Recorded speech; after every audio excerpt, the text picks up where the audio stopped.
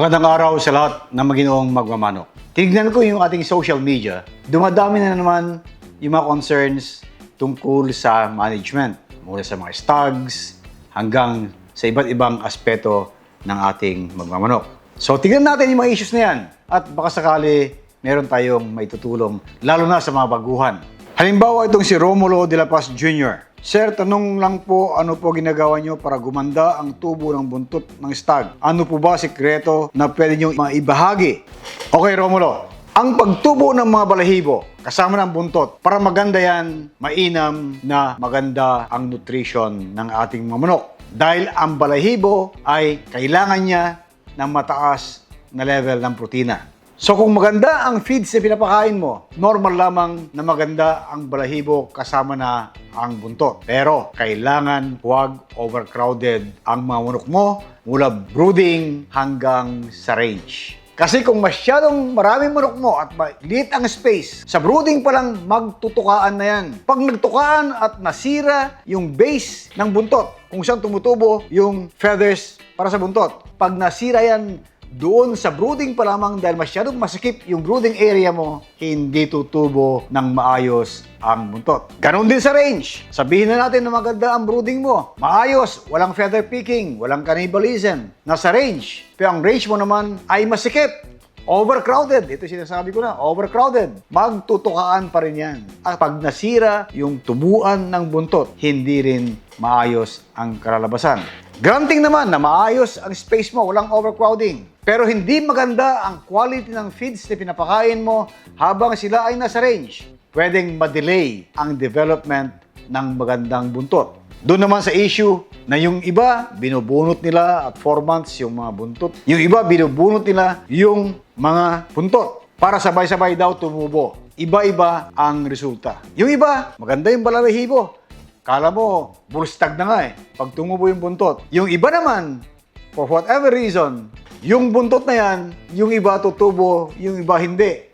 Kaya makita mo, bungi-bungi yung buntot. So, mag-rely ka sa experience mo kung ano ang dapat mong gawin. The safest, maganda ang brooding area mo, walang overcrowding, ganon din ang range mo para hindi magtukaan at bigyan mo sila ng balanced diet na medyo mataas ang protina para maganda ang pagtubo ng buntot. Yung pagbunot, yan ay extreme measures. Pwede sa iba, hindi naman akma sa iba. Kung saan ka, mas maganda ang tumutubong buntot ng manok mo, doon ka lumagay.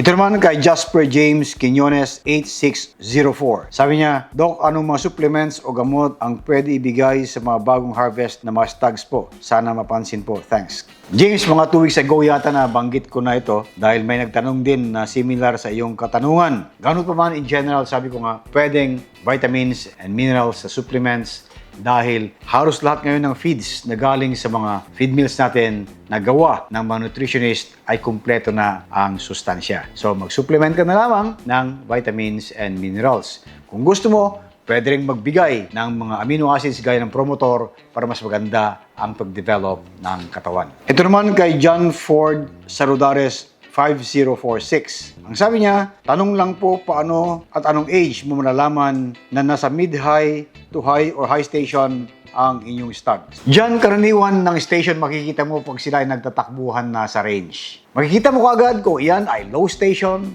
medium high station, o kaya high station. Depende kung anong gusto mo. Piliin mo yung mga manok na ayon sa objective mo. Siyempre, yung masyadong mababa, karaniwan, kinakal natin yan. Yung medium at medium high, kung gusto mong ilaban, marami tayong mga breeders na mas gusto nila ang medium to medium high dahil ang sa kanila, mas accurate ang cutting pag medium to medium high. Yung iba naman, na commercial yung kanilang dating. Ibig sabihin, nagbibreed sila not for fighting, but for selling. Siyempre, yung high station ang kanilang pipiliin. Pero hindi ibig sabihin na dahil high station ay mahina na ang cutting accuracy. Kailangan kilalanin mo ang bloodlines mo, ang binibreed mo, para alam mo kung ano ang kanilang performance pag sila ay medium station, medium high, or high station. Karaniwan, nakikita mo yung umpisa ng development ng kanilang sukat doon sa range. Okay, na-catch yung attention ko itong si JJ6F. 4 na J at 6F ang kanyang pangalan. Ito naman ay tungkol sa management ng mga bakuna, especially vaccine handling. Sabi niya, Doc, pag live vaccines po ba, tulad ng Gumboro at NCD, kailangan pa ba nasa room temperature muna bago haluin at gamitin? Okay, JJ6F. Management concerns sa pinag-uusapan natin. Ito naman ay paano mo i-manage yung bakuna mo.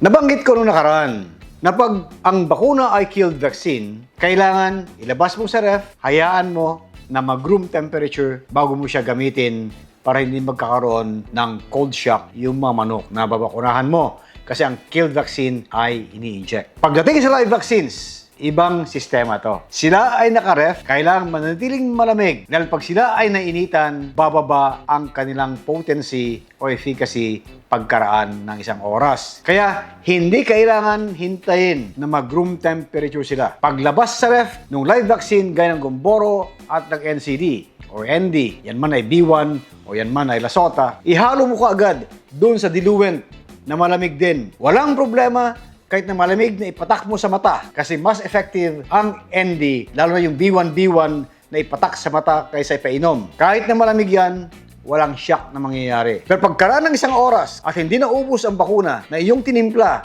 at uminit na, baka yung Cartada Gis na efficacy niya baka biglang bababa sa 8, 6 hanggang 4 hanggang mawala pag masyadong matagal ang iyong pagbabakuna dahil yung mainit na bakuna mamamatay na ang live vaccine virus na siyang nagbibigay dapat ng protection sa manok mo. Same principle pa rin sa IBD. Although mas matibay ang IBD na bakuna, kahit umabot ka ng mahigit 1 oras hanggang 1.5 oras, ay medyo okay pa yung bakuna dahil mas matagal ang buhay ng IBD vaccine virus kaysa doon sa ND vaccine. Pero gaya ni sinabi ko, ND man yan, IBD man yan, Gumboro, huwag mong hintayin mag-room temperature. Pagkatimpla, pwede mong ibakuna kaagad. Marami pa tayong issues na pag-uusapan tungkol sa iba't ibang aspeto dito sa ating sports na minamahal. Pero laging tandaan, sa performance ng ating mga manok, pambreeding man o panlaban, health is always number 1.